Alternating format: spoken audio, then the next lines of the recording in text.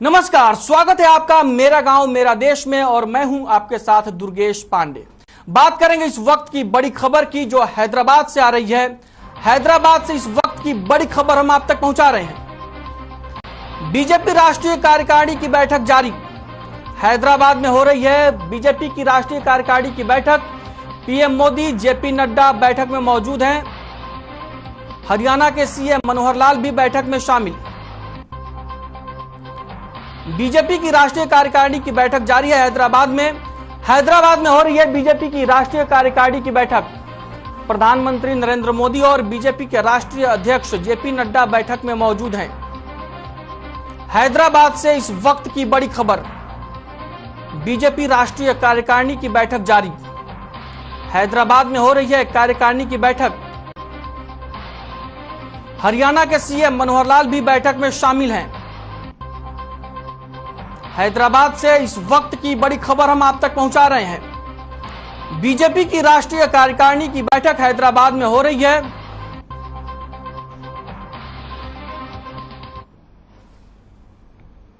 वहीं पलवल से दिल दहला देने वाला मामला सामने आया है। यहां पर दुर्गापुर गांव में प्रेम प्रसंग का विरोध करने पर पति ने अपनी पत्नी की गोली मारकर हत्या कर दी। सूचना के बाद मौके पर पहुंची पुलिस ने बताया कि मृतक के बेटे ने शिकायत में कहा कि उसके पिता के पलवल की एक कॉलोनी में रहने वाली एक महिला से अवैध संबंध है। आगे उन्होंने कहा कि महिला और उसकी बेटी और बेटा कई बार घर पर आए भी हैं और मां के साथ झगड़ा भी किया है। इतना ही नहीं, पिता जगदीश भी उक्त महिला को एक सप्ताह के लिए घुमाने के लिए साथ में ले गया था और शुक्रवार को देर रात घर पर आया और आते ही उसके पिता ने उसकी मां के साथ गाली गलौज शुरू कर दी और मारपीट करने लगा। जब तक वे कुछ समझ पाते उसके पिता ने अपनी लाइसेंसी रिवॉल्वर से मां के पेट में गोली मार दी और अस्पताल में ले जाते वक्त उसकी मौत हो गई। जिसके बाद से पुलिस ने शव को पोस्टमार्टम करवाकर परिजनों को सौंप दिया और मामले की जांच पड़ताल में जुट गई है। पति ने भी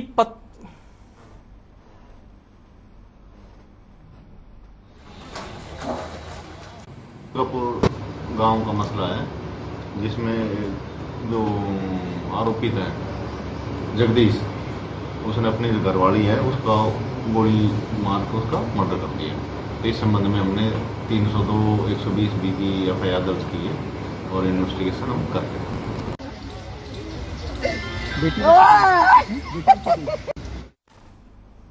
वही खबर पानीपत से है जहां 3 मर्डर की वारदातों को अंजाम देने वाले आरोपी आशु को पकड़ने में पुलिस ने कामयाबी हासिल की है। एसएसपी विजय कुमार ने प्रेस वार्ता कर तीनों ही ब्लाइंड मर्डर की वारदात का पर्दाफाश किया। वारदातों का खुलासा करते हुए उन्होंने बताया कि आरोपी आशु समेत 4 युवकों में शराब पीने को लेकर झगड़ा हुआ था। इस दौरान आरोपी आशु और राकेश ने सोनू का मर्डर किया और शव को एक खोखे के पीछे फेंक दिया। उसके बाद आरोपियों ने युवक मोनू की हत्या की साजिश रची और गमछे से गला दबाकर उसका हत्या कर दिया और नहर में उसके शव को फेंक दिया। 2 मर्डर की वारदात को अंजाम देने के बाद आरोपी आशु को डर सताने लगा तो आशु ने राकेश की भी हत्या कर दी और हरिद्वार में ले जाकर शराब के नशे में धुत राकेश की गला दबाकर उसको मौत के घाट उतार दिया और शव को पानी में फेंक दिया। इसके बाद पुलिस ने एक-एक कड़ी को जोड़कर जांच की तो आशु को असंध नहर के पास से गिरफ्तार करने में कामयाबी हासिल की।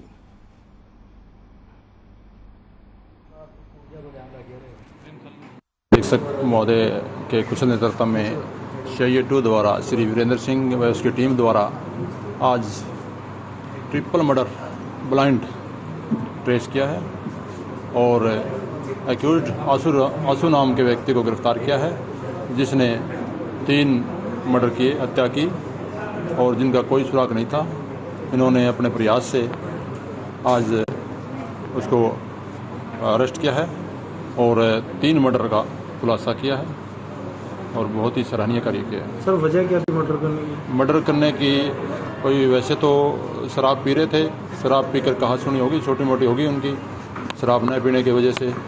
तो उसी बात को लेकर उन्होंने पहले सोनू नाम के व्यक्ति को मार दिया और उसके खोखे के पीछे मतलब ही डाल दिया था और बाद में पता लगा भाई शायद मोनू को भी पता, उन्होंने देख लिया है इनका मर्डर करते हुए तो उनको डर था ताकि ये बता ना दे।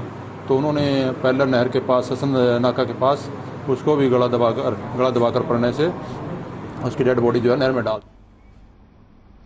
वही खबर झज्जर से है, जहां शुक्रवार देर शाम रोहतक रोड पर बस स्टैंड के सामने एक निजी बस और बाइक सवार की भिड़ंत हो गई। हादसे में बाइक सवार एक युवक की मौके पर ही मौत हो गई, जबकि दूसरा घायल हो गया, जिसके बाद घायल अवस्था में युवक को सामान्य अस्पताल में भर्ती कराया गया और वहीं मृतक के शव को मौके पर पुलिस ने पोस्टमार्टम के लिए सामान्य अस्पताल भिजवा दिया है और शनिवार को पोस्टमार्टम कराकर शव को परिजनों को सौंप दिया गया।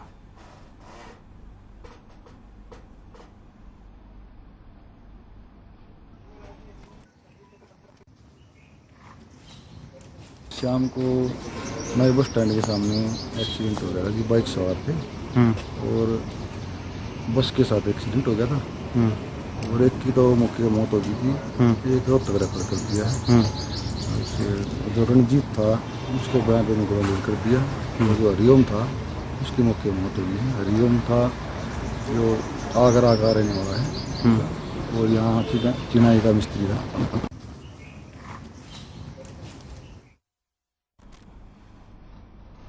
मानसून की पहली बरसात के बाद जिले में जगह जगह जलभराव की स्थिति पैदा हो गई है, जिससे लोगों को परेशानियों का सामना करना पड़ रहा है। वहीं रेवाड़ी के गांव हाजीपुर में बने रेलवे लाइन अंडरपास भी बरसात के पानी से लबालब भर गया, जिससे ग्रामीणों के आने जाने में काफी दिक्कतों का सामना करना पड़ रहा है। जिसके बाद ग्रामीणों ने जिला प्रशासन से पानी की निकासी को लेकर उचित व्यवस्था करने की मांग की है। इसी बीच आम आदमी पार्टी की सदस्य रेखा दहिया ने कहा कि जिला प्रशासन की लापरवाही की वजह से आज सड़क पानी में पूरी तरीके से डूब चुका है, जिसकी वजह से ग्रामीणों को गांव से शहर जाते हुए हादसों का शिकार होना पड़ रहा है। जिला प्रशासन को पानी निकासी का उचित प्रबंध कर ग्रामीणों को इस समस्या से निजात दिलानी चाहिए।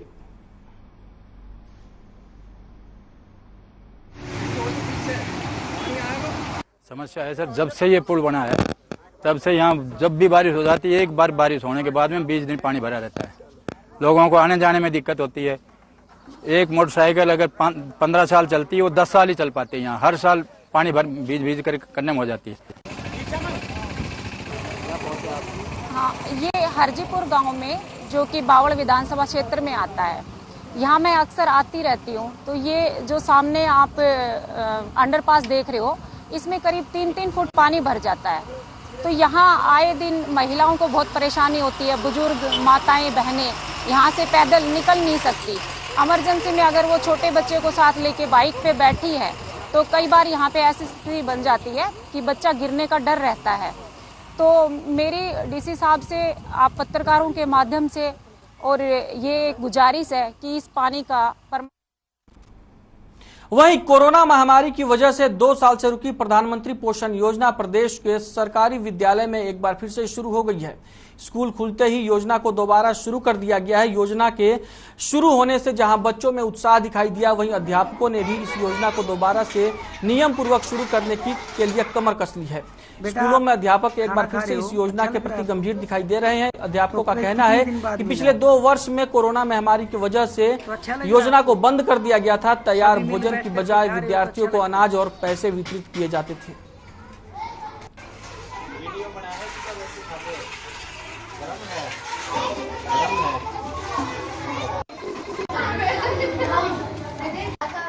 कोरोना काल में ही जैसे यहाँ पे नहीं बनता था, सूखा राशन दिया जाया करता बच्चों को, और उसके पकाने की जो राशि थी कुछ उनको वो उनके बैंक खातों में डालते थे। तो अब कल स्कूल खुले छुट्टियों के बाद 1 जुलाई से अब ये फिर से बनाना शुरू कर दिया।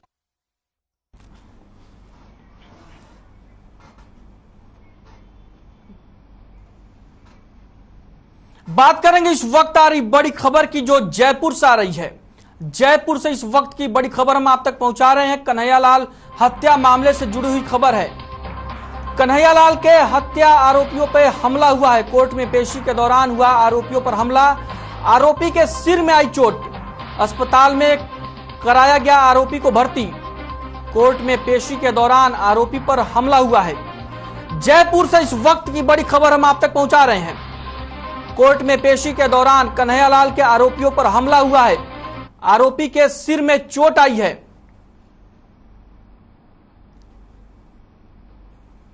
तस्वीरें आप अपनी टीवी स्क्रीन पर देख सकते हैं किस तरीके से पुलिस कन्हैयालाल के हत्या के आरोपी को लेकर जा रही है।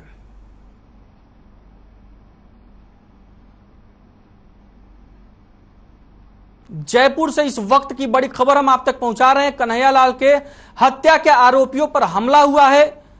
आरोपी के सिर में चोट आई है।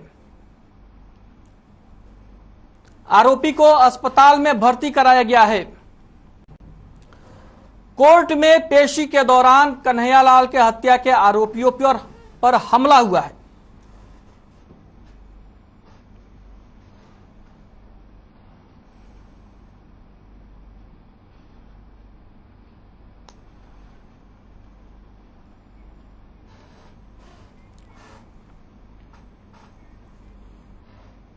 वहीं चंडीगढ़ में federation of private schools Haryana के अध्यक्ष कुलभूषण शर्मा ने प्रेस कॉन्फ्रेंस की। इस दौरान कुलभूषण शर्मा ने फायर सेफ्टी सर्टिफिकेट को 3 साल के लिए वैलिड करने पर सरकार का धन्यवाद किया। उन्होंने कहा कि प्रॉपर्टी टैक्स में सरकार ने हमें कोरोना काल में राहत दी थी, क्योंकि कोरोना काल के दौरान मात्र 25 से 40% ही फीस आई थी, जिसकी वजह से प्राइवेट स्कूल आर्थिक तंगी से जूझ रहे हैं। जिसके बाद हमने सरकार से प्रॉपर्टी टैक्स में राहत देने की मांग की थी, लेकिन अब सरकार ने उसमें भी राहत दी है। सरकार से हमारी अपील है कि ऐसे अधिकारियों के खिलाफ एक्शन लिया जाए।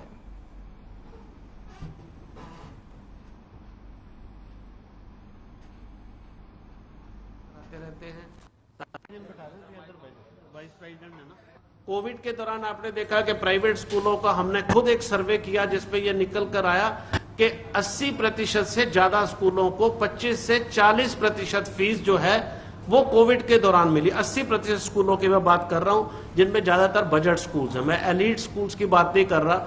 बहुत सारे बड़े स्कूल थे जिनको 100% फीस आई, वो बहुत चंद स्कूल थे। लेकिन अधिकतर स्कूल जो मैंने 80% बताया उनको 25 से 40% फीस आई, जिससे उनका पूरा आर्थिक ढांचा जो है चरमरा गया था। तो हमने सरकार से तभी प्रॉपर्टी टैक्स की राहत की मांग की थी।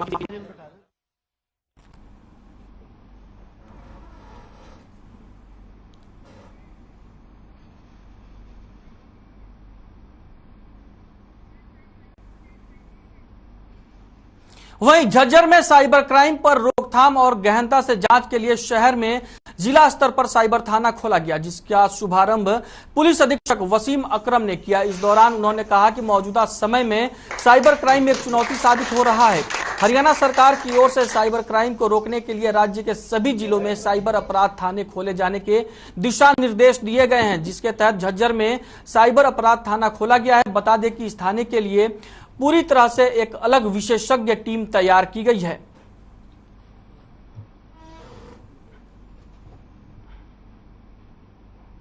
ये हरियाणा सरकार के आदेश के अनुसार हर जिले में एक साइबर थाना खोले जाने का कम से कम एक आदेश आया था। जैसे बड़े जिले हैं गुड़गांव, फरीदाबाद में, वहां पे मल्टीपल थाने, और बाकी हर जिलों में खासतौर पे बढ़ते हुए साइबर अपराधों के संबंध में लोगों को एक इकट्ठा एक जगह पे मौका देने के लिए, और ताकि स्पेशलाइज इन्वेस्टिगेशन हो सके, उसमें जो पहले से हर थाने में एक साइबर क्राइम हेल्प डेस्क खोली गई थी, उसी के आगे कंटिन्यूएशन में एक स्पेशल थाना cyber crime police station start किया गया है।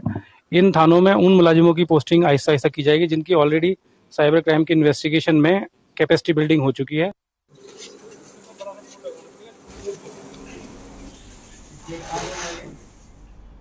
वहीं हरियाणा के रतिया, सिरसा और फतेहाबाद में चिट्टे जैसे नशे का कारोबार धड़ल्ले से चल रहा है। इन जिलों में चिट्टे जैसे घातक नशे से कई युवाओं की जिंदगियां छीन ली और कई घर तबाह हो गए। पुलिस प्रशासन इसको लेकर कई बार अभियान भी चलाया है, लेकिन चिट्टे जैसे कारोबार को रोकने में प्रशासन नाकाम साबित हो रहा है। नशा माफिया इस कारोबार को बेखौफ चला रहा है। हरियाणा, पंजाब, चंडीगढ़ और दिल्ली सहित अनेक राज्यों में कारोबार फल फूल रहा है।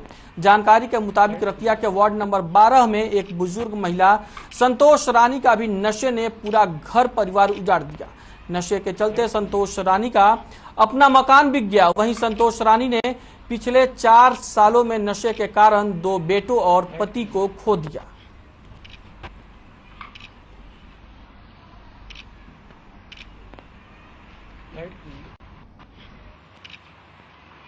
बड़ी दर्दनाक कहानी है कि ये माता, जो हाल ही में एक माता ही इनके पास है, और ये 3 भाई और एक बहन इनकी थी। सबसे पहले इनका 2018 में इनका एक बेटा माता जी का गुजरा, वो भी नशे की हालात में बहुत ज्यादा नशेड़ी था। उसके 2 महीने बाद ही उसके फादर साहब गुजर गए थे। उसके बाद में 29/5 को अभी हाल ही में जो हुआ है, इसमें इनका जो लड़का गुजर गया और एक लड़का है वो भी बोड़ा बाड़ा से जिसपे इनका काम चलता है। जो लड़की है वो भी घर बैठी है, उसका पति भी उसको तंग करता है और नशे की हालात में उसकी भी कहानी यही गड़बड़ा रही है। कुछ नहीं बेटे, ना भी नशे पत्ते करते सीगे ज्यादा, 33 साल की उम्र ची बड़ा गुजर गया सीगा ते हुण आ महीना का हो गया जी ये भी नशे वाले करदा सीगा ते ये भी नशे पत्ते च गुजरिया है।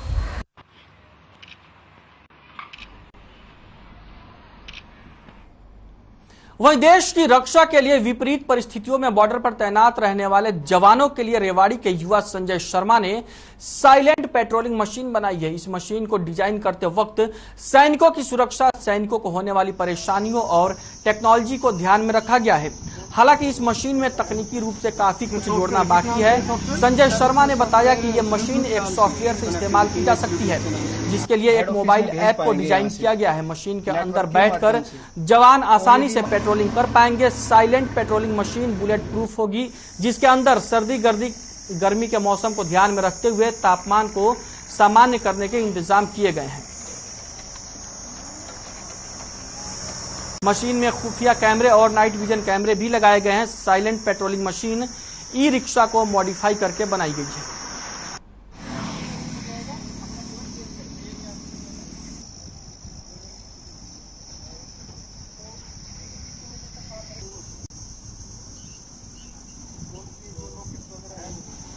सॉफ्टवेयर किस नाम से है सॉफ्टवेयर? सर उसमें सॉफ्टवेयर ब्लूटूथ नाम से है, कनेक्टिविटी एक ब्लूटूथ के नाम से हेड ऑफिस में भेज पाएंगे यहाँ से। वहीं हरियाणा के डीजीपी जेल मोहम्मद अकील यमुनानगर पहुंचे, जहां उन्होंने पेट्रोल पंप लगाने की योजना पर विचार किया। इसके लिए उन्होंने जगह फाइनल करके ऑयल कंपनी से बातचीत करने की बात की और मीडिया से बातचीत में उन्होंने बताया कि सोनीपत झज्जर जेल में जैमर लगे हैं और अब उन्हें 3G और 4G किया जा रहा है। वहीं high security jail Rohtak Gurgaon में भी 5G जैमर लगाने की योजना है। इसके साथ ही जेल डीजीपी मोहम्मद अकील ने बताया कि जेल में काफी समय से फर्नीचर बनाए जा रहे हैं। इन फर्नीचर्स को बेचने के लिए शोरूम बनाए जाएंगे।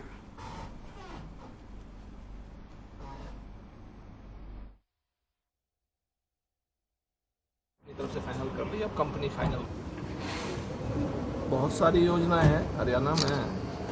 मैं समझता हूं कि बाकी कंट्री की किसी भी जेल पर अगर कोई योजना है तो वो योजना हमारे यहाँ ज़रूर है और ज़्यादा ही योजना है।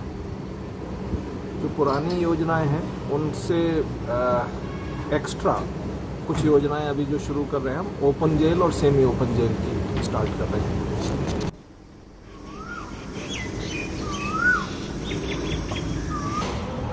बहुत सारी योजनाएं हैं हरियाणा में।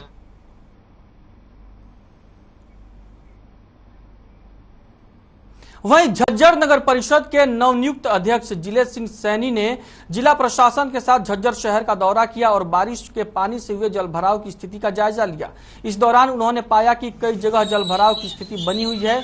लोगों ने बताया कि आवागमन में भारी परेशानियों का सामना करना पड़ रहा है। साथ ही जरूरी काम के लिए लोग घरों से बाहर नहीं निकल पा रहे हैं। उन्होंने जनता को आश्वासन देते हुए कहा कि अभी स्थिति का जायजा लिया गया है और कुछ नालों की निकासी जो रुकी हुई है उन्हें भी दुरुस्त कराया जाएगा, क्योंकि कुछ नाले नगर परिषद के अधीन आते हैं तो कुछ लोक निर्माण विभाग के अधीन आते हैं, तो उन अधिकारियों से भी इस संदर्भ में बातचीत की जाएगी। कुछ जगह से पानी निकाल भी दिया है, लेकिन कुछ समस्याएं अभी जैसे कि तैसे हैं। इसलिए हमने जो हमारे अधिकारी हैं, एसडीएम हैं रविंदर जी, कल डीसी साहब और एसपी साहब ने भी दौरा किया था।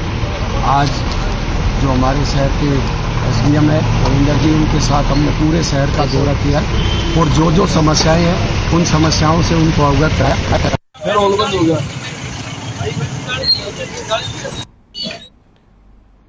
देश में मानसून दस्तक दे चुका है। ऐसे में साइबर सिटी गुरुग्राम में सबसे बड़ी चुनौती जलभराव की है। जलभराव से निपटने के लिए सिविल डिफेंस की टीम को कमर कसने के लिए तैयार किया जा रहा है। जिला उपायुक्त ने एक स्पेशल ब्रीफिंग सेशन रखा और सिविल डिफेंस को अलर्ट रहने के निर्देश दिए। गुरुग्राम जिले में लगभग 250 सिविल डिफेंस के लोग एक्टिव मोड में रहते हैं।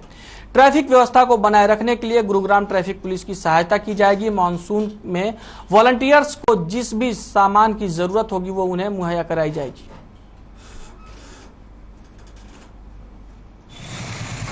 हमने जो हमारी गुड़गांव की सिविल डिफेंस की टीम है उसके साथ इंटरेक्शन किया। लगभग 150-200 के करीब वॉलंटियर्स इसमें शामिल थे और पिछले कोरोना के समय में सिविल डिफेंस की टीम ने बहुत अच्छा काम किया था।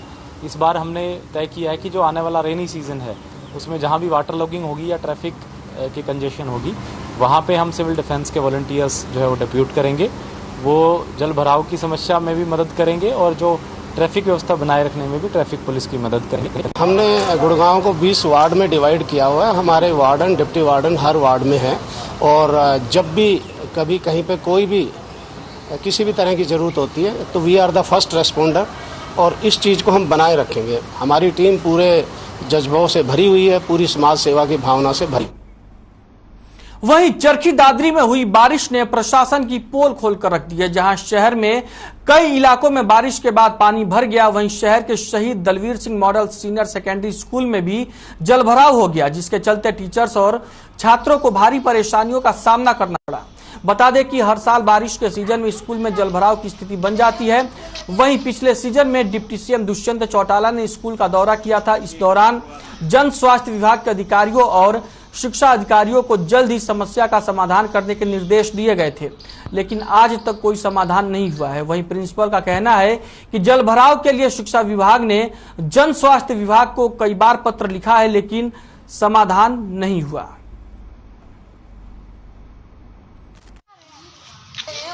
जब भी बरसात का मौसम होता था हमारे विद्यालय में पानी भर जाता है और जब पानी भर जाता है उस समय भी पहले भी हमें पब्लिक हेल्थ प्रशासन को, अपने डिपार्टमेंट को हम लेटर लिख देते हैं और हमने भी कोशिश की है।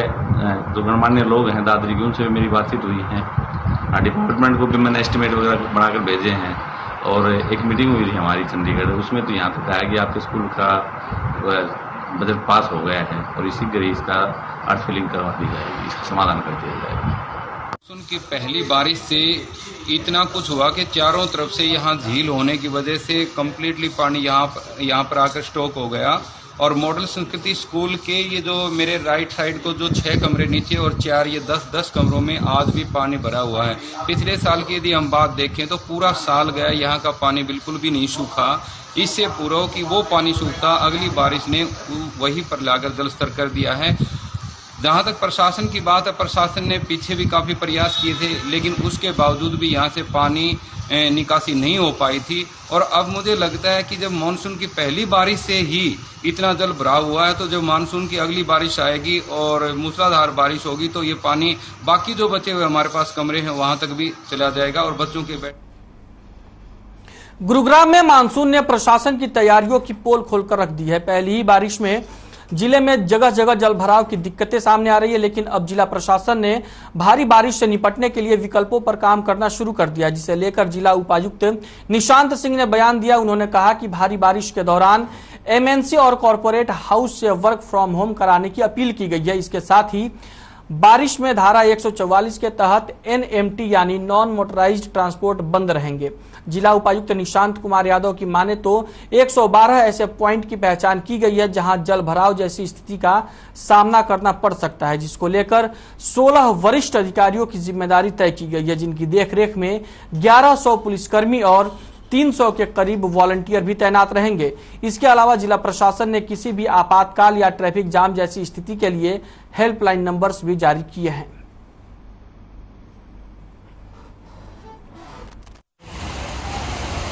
देखिए, मानसून की दस्तक जो है जिले में हो गई है। कल से मानसून संबंधित जो बारिश है, वर्षा है, वो जिले में शुरू हो गई है। इस सिलसिले में 2 महत्वपूर्ण बातें हैं जो मैं आपसे शेयर करना चाहूंगा। एक तो ये कि हमने जो 112 पॉइंट्स थे जल भराव के, ट्रेडिशनली जहां पानी भरता था, वहां पे 16 टीमें बना करके उनकी ड्यूटी लगाई है और उसमें जो सीनियर अधिकारी हैं जिले के IAS HCS ऑफिसर्स, उनको उन टीमों का इंचार्ज बनाया गया है। कोऑर्डिनेशन के लिए GMDA के, MCG के, पुलिस के और NHI के 3-3, 4-4 ऑफिसर भी हर एक पॉइंट पे लगाए गए हैं, चाहे वो JEXCN रैंक के हों, SDO रैंक के हों।